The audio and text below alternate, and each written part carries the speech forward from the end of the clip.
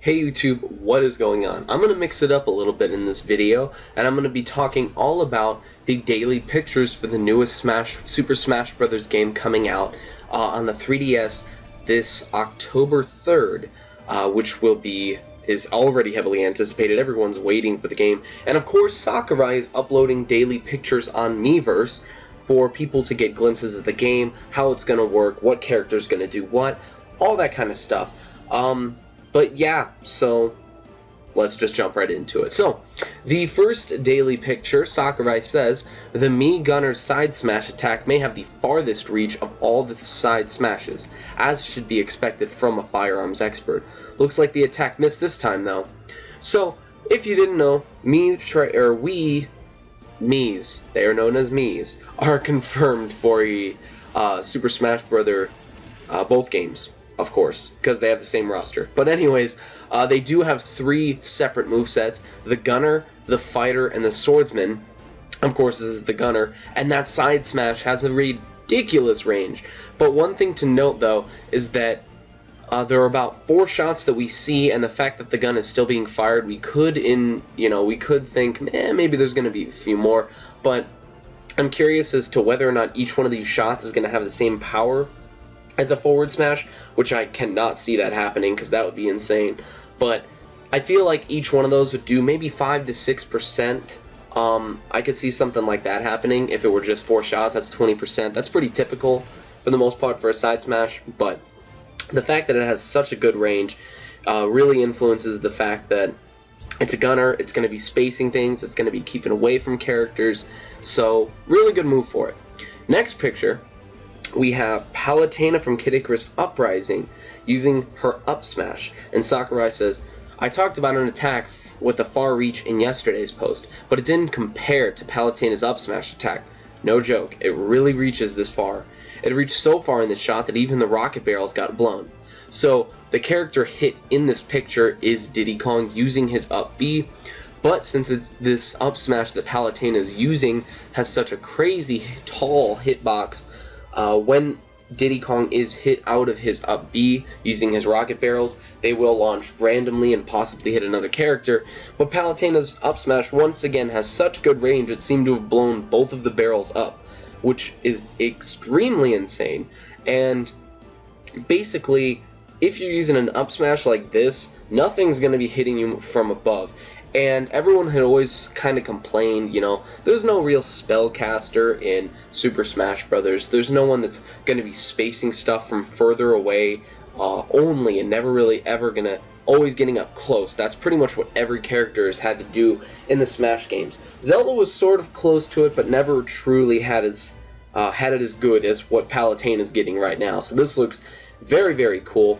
And in a related image, I think this was posted up the same day, but Sakurai says, that said, if we're talking about range, even that can't beat Palutena's power, Heavenly Light.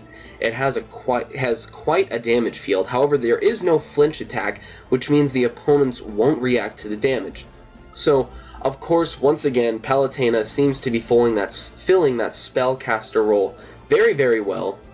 And while the opponent that you are attacking won't take any flinch damage, I could easily see this move still be used a decent amount, because if something's up pretty high, like Diddy Kong is, you can attack it without them flinching or getting moved a certain way, so you can pretty much predict where they're going to land a little bit better. But I feel like this is not going to be used as much as the rest of our arsenal.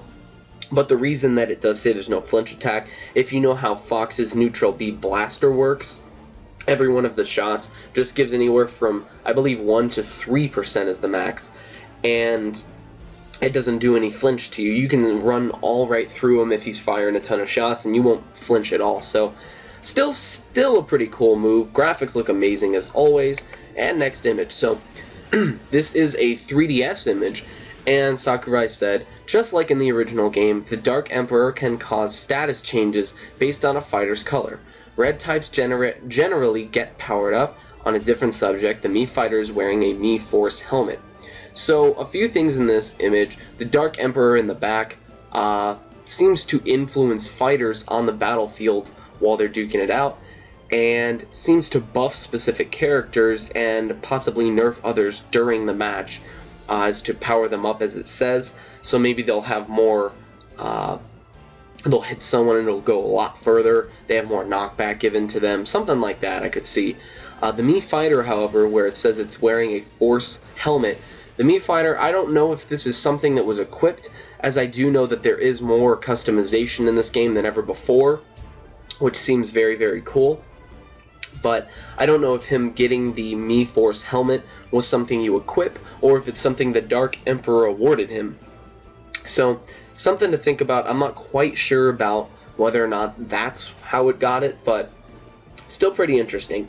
Next up, we have, oh my gosh, my favorite picture of this week. The character farther in the back isn't from the Imperial Forces, and the character in the front is not the infamous drum-playing puppet in Osaka. No, Mario is actually wearing an outfit from Family Computer Golf, US course. NES Open Tournament Golf might be a more familiar title. So, Light Samus is a costume for Samus, which is incredibly awesome, and Mario, looking like Uncle Sam, just got that whole 4th of July bargain bin dumped all on top of him. Looks super cool, but not a ton to say about this except for the fact that it seems Sakurai is truly making an effort to give people a much more variety in terms of what they would like to pick for their character. Light Samus is something that I'm positive was heavily requested, and boy did they deliver. And Mario just looks very, very cool in general.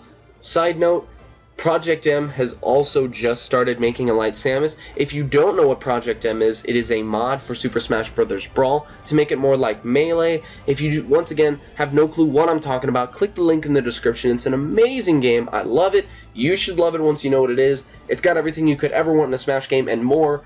And hopefully Smash 4 is going to deliver with what we want. Yes, little plug there. But anyways, one of the last pictures of today, or this week rather, PacMan's Taunt is known as Namco Roulette. Namco characters from the 1980s will randomly appear. So, not much to say here. Of course, Pac-Man is in the game, if you did not know. But yeah, like I said, not much to say here. All we see in the background is the Super Mario game level that was available in the Smash Bros. Invitational, and the Smash Bros. Event thing that you could go to play the game early, which of course I did. Got the button, the sticker, all that jazz. But last picture of this week, just talking a little bit more about PacMan's Taunt here, showing the various characters that can pop up randomly, of course, as it's called Roulette. The only one that I can truly identify pretty easily is the little character up in the very top middle, which I know is from Dig Dug, which was an amazing, great 1980s game. It was just super fun. But just to wrap it up, Sakurai says, see, there's a variety of characters. Huh? One of them looks pretty recent. And the only way it says looks pretty recent, I think that's the one in the bottom middle, probably. That's the only one I could guess because it has, I guess, the highest resolution. It's not super pixely. But yeah, so that's going to be the video. I am going to be doing these weekly at the end of the week once Sakurai has introduced all the pictures for a specific week. And yeah, visit projectm.com. I know you guys will love it. If you don't know what it is, please click the link in the description. Also, I will include the link to this website in the description, so if you have missed any daily pictures whatsoever, you can just go on this website, scroll through every single week, and just gawk at all these amazing pictures that give a lot of content and insight into what we can be expecting for the next Smash Brothers game. So, if you guys enjoyed, please smack that like button, leave a comment down below. I'd love to know what you guys think about any of this, any information that you feel should be released, and yeah. So once again, thank you all for watching, comment, rate, subscribe, and I will see you all later.